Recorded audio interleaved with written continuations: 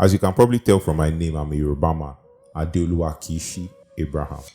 My father is from Ogun State, my mother is from Ekiti State. I love my culture. I love the music. I really love the music. I love the language. It's one of the easier Nigerian languages to learn.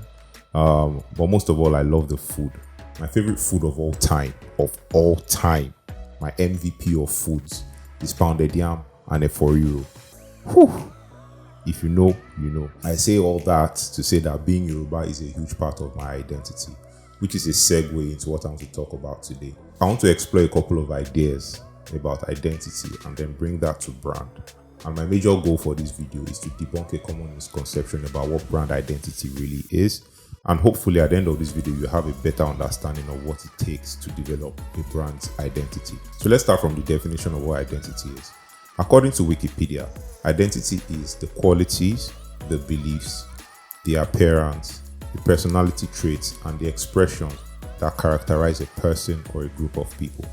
If you look closely at that definition and single out the keywords, we have qualities, beliefs, personality traits, appearance, and expression.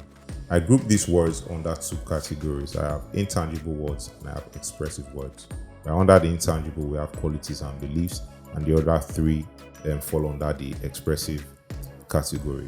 In doing this exercise, it hits me that actually identity is intangible until it is expressed. A lot of us are walking expressions of identity, right? Like a Yoruba man with tribal marks on his face, you can tell by looking at him that is a Yoruba man, but that's like a visual identity, a visual expression of his Yoruba identity. Some people say I look like an Igbo person. I've had several situations where I walk up to someone that doesn't know me, and then the person just assumes I'm an Igbo person and starts speaking to me in Igbo until I stop the person to be like, big man, I'm not an Igbo man. So that's like an example of identity being intangible until it's expressed in some way.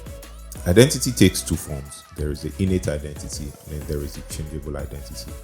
Innate identity is those parts of our identity that we're born with. For example, I was born a male. I understand that in this day and age, there's a technology to change my gender to another gender. But the best that could do is to change my outward appearance to look like another gender. But if you peel a few layers deep, my chromosomes will tell you a whole different story, right? Another example of innate identity is the fact that I'm a Yoruba person.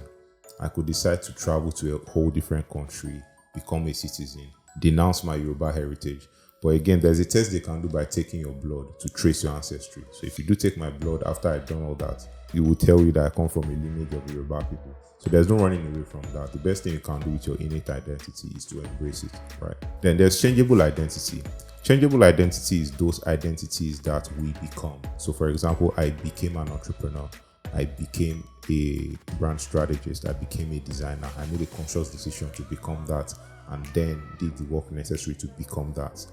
Negative examples include becoming lazy, becoming antisocial and all that. But there's one that has eluded me and I would like to know you guys' thought on it. Do people become introverts or extroverts, or are people born introverts and extroverts? I would like to know that one. I'm curious. Yeah, so let's bring it to brands, right? The common misconception about what brand identity is, people believe that brand identity is the act of developing like a visual language for your brand. But that's far from the truth, because that visual language, we designers call it visual identity. And what your visual identity is, or what it should be, is a visual expression of your brand's identity. When we say we're developing a brand's identity, what we're doing is strategy, right? Developing a brand's identity is the act of creating a guide for which a business should run on. So your brand's identity is a North Star for all your business activities to follow. So when we're developing a brand identity, we ask questions like, who are we? What makes us unique? What is our positioning in the marketplace?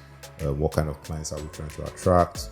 How are we going to serve our clients? What kind of experiences are we trying to create for our clients? What kind of internal culture are we cultivating?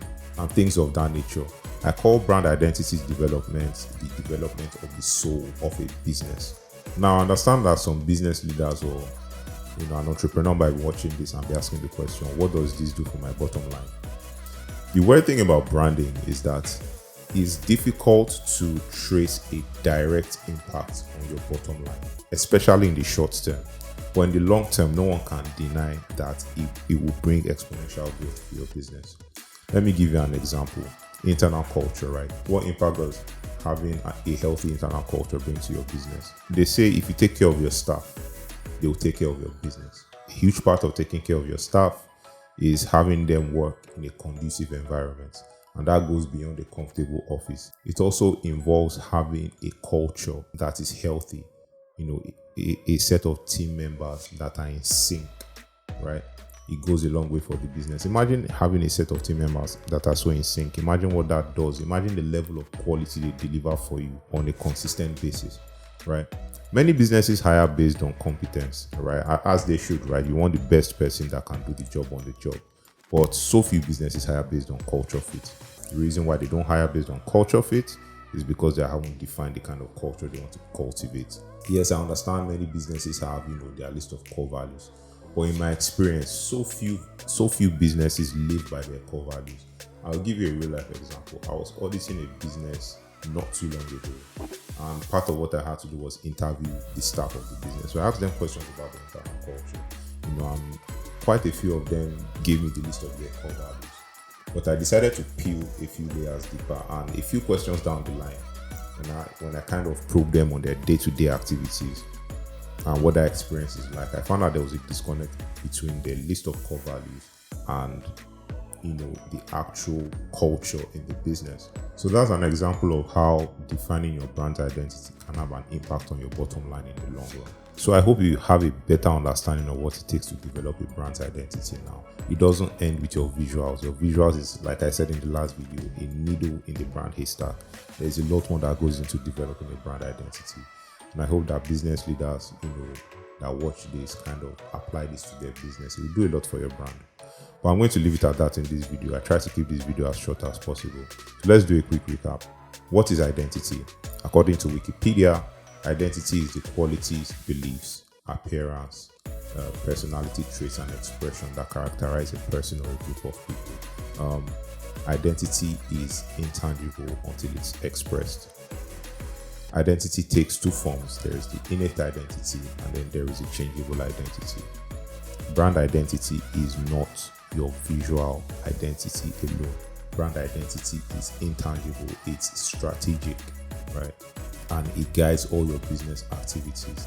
Something I forgot to add before is that brand identity is an example of changeable identity, which means that as your brand evolves, so should your identity. And finally, if you're a non-Nigerian watching this video and you want to try a Nigerian delicacy, I urge you to try pounded yam and eforivo. Trust me, it's the GOAT. That's what I'm talking about! It's the GOAT! The GOAT! Thanks for watching.